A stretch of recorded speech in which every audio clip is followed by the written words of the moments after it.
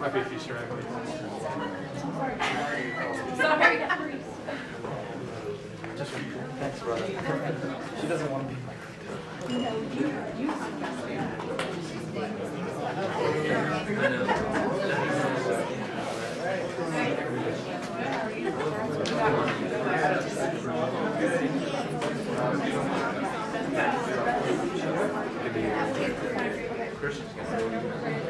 Okay, everybody have a friend that you're sharing a card with, or a person that you're sharing a card with. Might not be a friend.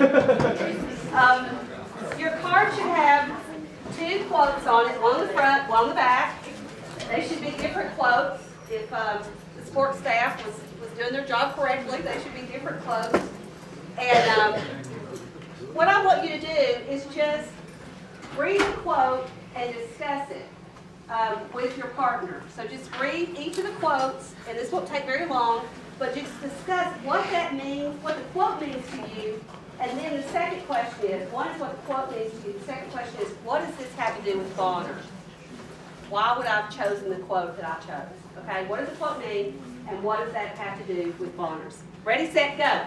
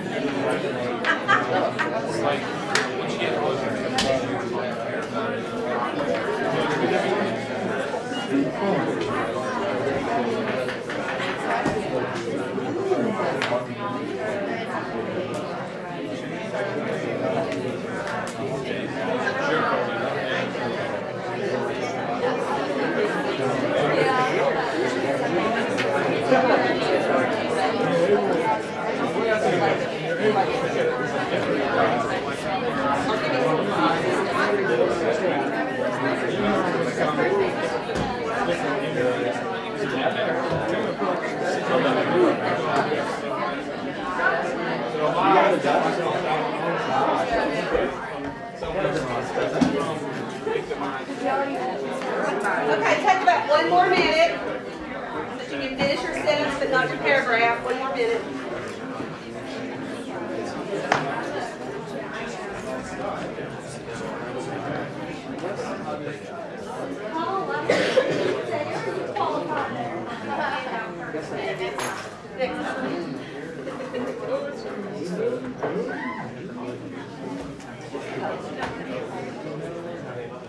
Okay, thank you for participating. I want you to hold your thoughts till the end of the presentation. We'll come back sort of as a bookend to see what, after the presentation, what you think maybe your quote has to say about the Bonner program. I want to give you just a little bit of background which will explain why I'm talking about Appreciative Inquiry. My PhD is in organizational communication, and part of what I've done in my life is corporate training. And corporate training is really great. It's better than teaching, because in teaching you have to really care if the students learn it and use it. But in corporate training, you go in, you deliver your product, you leave, and you really don't care whether the company implements anything that you say. And they write you a nice check, and you fly home, and you have a steak dinner, and it's all good. So I don't know why that I didn't keep doing that, but nevertheless, I kept teaching, and as my administrative responsibilities got greater, I really didn't have time to do the training on the side.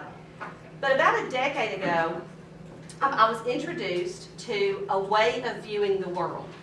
It's sort of a philosophy. But it's a philosophy that you can sink your teeth into and can change not only you, but it can change the organizations or the groups that you work with. And that's called Appreciative Inquiry. So all I can do in about 30 minutes is tease you a little bit, just give you a taste of what that might look like, but also give you enough that if you wanted to start practicing it in your work with the Bonner's program, with your family, with your community groups, with your friends in the dorm, you could certainly do that. So let's look just a little bit about what it means to say appreciative inquiry, and you can probably figure this out. In an organization, you focus on what's working. In your family relationships, you focus on what's working. Not what's broken, but what's working. You inquire about what's working. And so the concept, questions are fateful, is a pretty important concept because we move in the direction of the questions we ask. And one thing we can do is choose the questions we ask. And I'll talk about that a little bit more. But questions are very fateful to our interpersonal relationships and to our work relationships. Appreciative inquiry chooses the positive as the focus of inquiry. So a couple questions that you might ask as you're thinking about community groups that you work with. What do you want more of? What's working, which should be what you want more of. And whatever we focus our attention on, we will create more of it. Whatever we focus our attention on, we will create more of it. So I'll give you an example from Avon Corporation. Avon Corporation was having a problem with sexual harassment. So they decided they'd bring in trainers, corporate trainers, to train people about what is sexual harassment and how do you fill out a complaint and when is it and when is it not. And what they found was the more that they trained people on what it was, what do you think happened? Complaints went up. Now, part of that is people are saying, oh, I'm being sexually harassed, or oh, now I know where to go to complain about it. But they weren't solving the problem. They were just focusing more on the problem. So they reframed the question.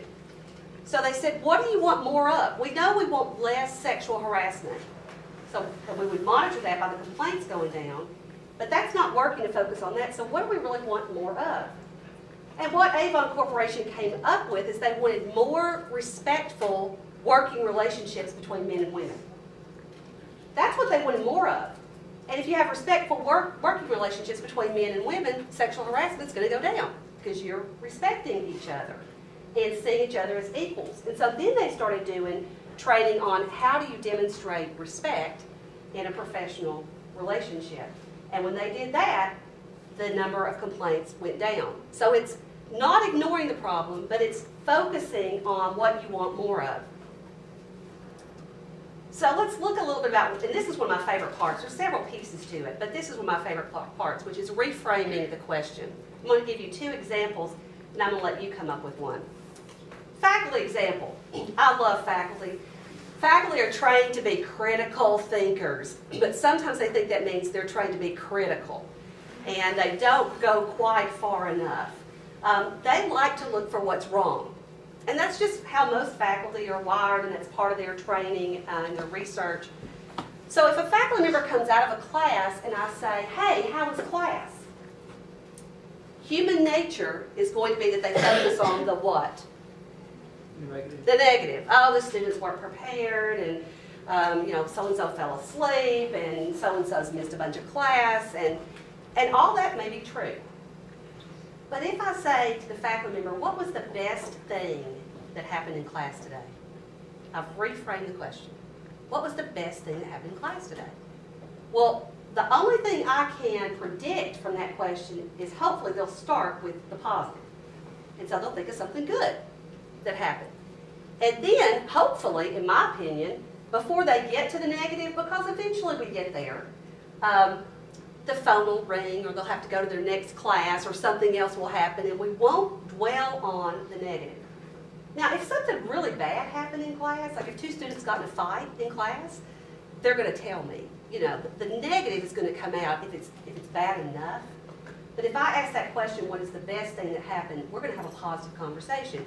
It's going to last longer. We're going to walk away energized because we focused on the positive. Family example.